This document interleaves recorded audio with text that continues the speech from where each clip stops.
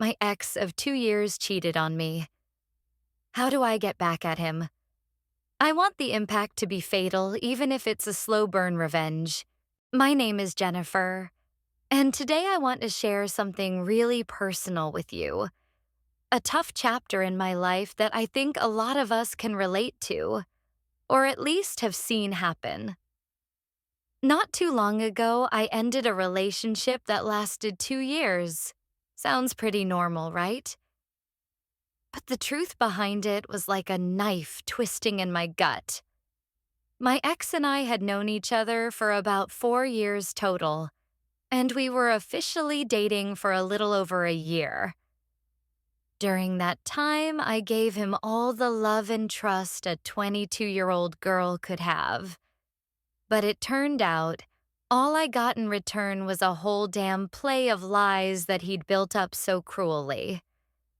I found out he was cheating on me with random girls from the club, just anywhere really. The truth hit me right before Christmas, and I finally called it quits on New Year's. And the messed up part? This guy would film himself having sex with these other women during and after. I actually found a video on his phone. When I confronted him, he denied it, lied straight to my face, and insisted the video was from before he even met me.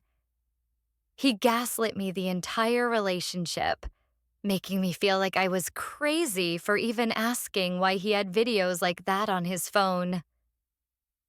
I finally broke up with him because I realized he was a total snake who would never admit the truth.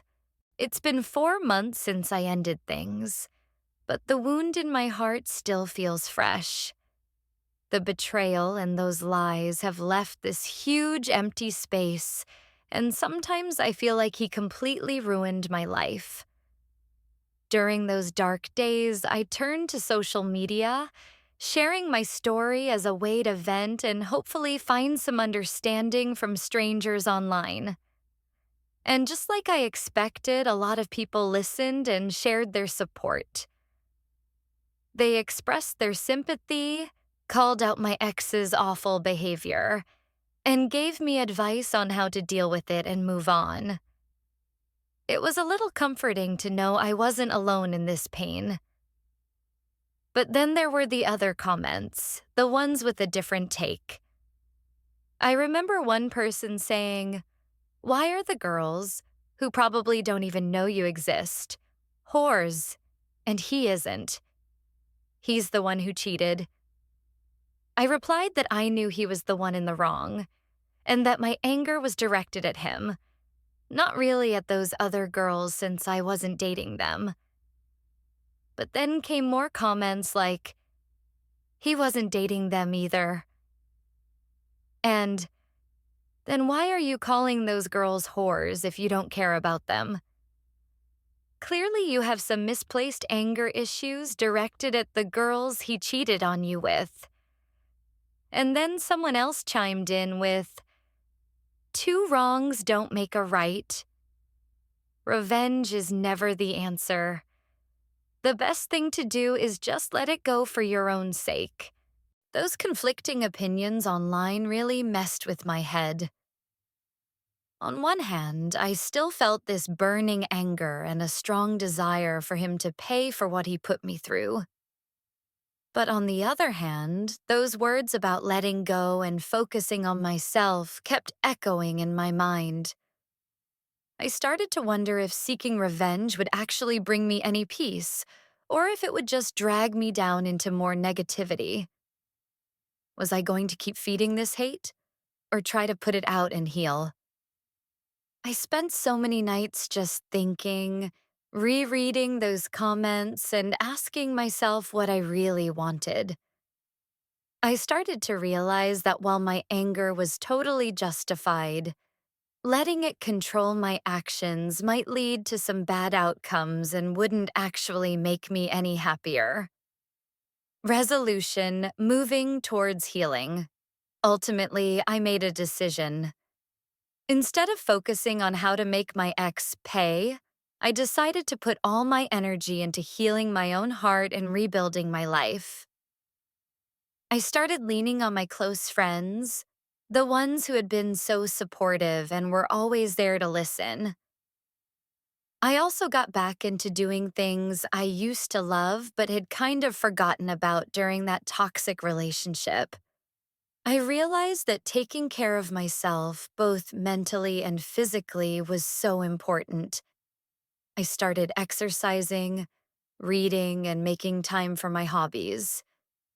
As for the money he still owed me, I decided to deal with it directly and legally instead of letting it become part of some revenge plot.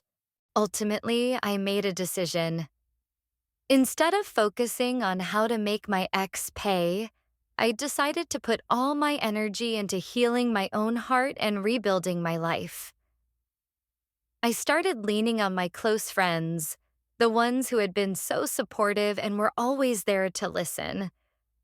I also got back into doing things I used to love but had kind of forgotten about during that toxic relationship. I realized that taking care of myself, both mentally and physically, was so important. I started exercising, reading, and making time for my hobbies. As for the money he still owed me, I decided to deal with it directly and legally, instead of letting it become part of some revenge plot. Conclusion: the strength of letting go and rebuilding. After months of trying, I slowly started to feel those wounds begin to close. I realized that true strength isn't about making someone else suffer. It's about your own ability to overcome hardship and build a better future for yourself. I learned some really tough lessons about trust, betrayal, and most importantly, the power of self-healing. I hope my story can offer some comfort and maybe a little bit of inspiration to anyone out there going through something similar. Please remember that you deserve to be loved and respected. Don't let the hurt from the past define your future. Focus on healing and building the life you deserve. Thanks for listening, everyone.